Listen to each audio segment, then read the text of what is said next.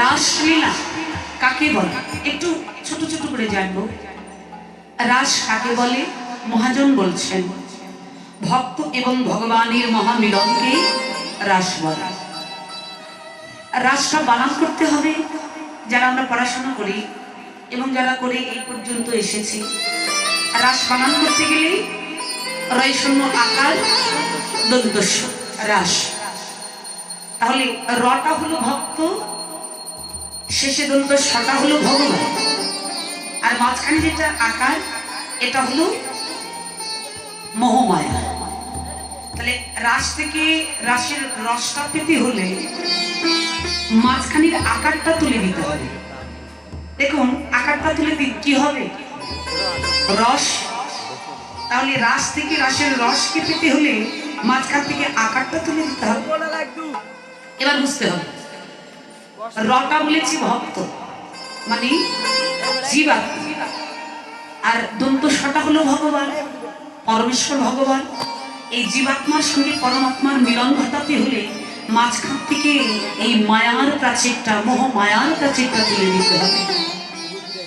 যতদিন না আমরা এই জগৎ সংসারে মোহ মায়ার প্রাচীরটা তুলে দিতে না পারব, ততদিন এই মায়ার প্রাচীর থাকা পর্যন্ত কোনোদিন আমাদের পরমেশ্বর ভগবানের সঙ্গে মিলন নয়। তো দেখুন সেই মহারাস লীলাকে শ্রেষ্ঠ লীলা বলা হয়েছে। যে ভগবানের তো অনেক অনেক লীলা আছে, সব লীলাকে তো শ্রেষ্ঠ লীলা বলা হয়নি। তাহলে রাসলীলাকে কেন শ্রেষ্ঠ বলা হলো? তার কারণ কি জানো না?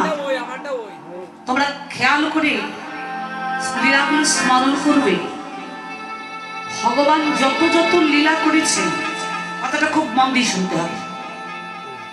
ভগবান যত যত লীলা করে গেছে এই জগৎ সংসারে, আপনারা খেয়াল করে বিচার করে দেখবেন কোন লীলাতে ভগবান একসঙ্গে এত এত ভক্তের মনোবাঞ্ছা একসাথে পূর্ণ করেছে। একজন ভক্তের মনোবাসনা পূর্ণ করেছেন, হয়তো দুজনার করেছেন, কিন্তু এক লীলাতে এত ভক্তের মনোবাসনা ভগবান অন্য আর কোনো লীলায় পূর্ণ করেনি।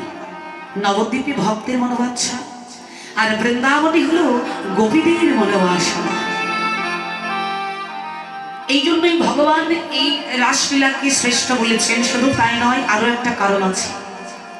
আর একটা কারণ কি জানেন বাবা? ভগবান এই রাসলীলাতে এমন এক দর্পধারী অহংকারী ভক্তে অহংকারকে চূর্ণ করেছিলেন। অহংকারকে চূর্ণ করে আজকে তিনি ভক্তদের মানে এমন ভক্ত যারা দাম্ভিক ভক্ত, যারা ভক্তের অন্তরের দম্ভকে চূর্ণ করে ভক্তির আলো দান করেছে, এমন করুণাময় ভগবান পেয়েছি আমরা।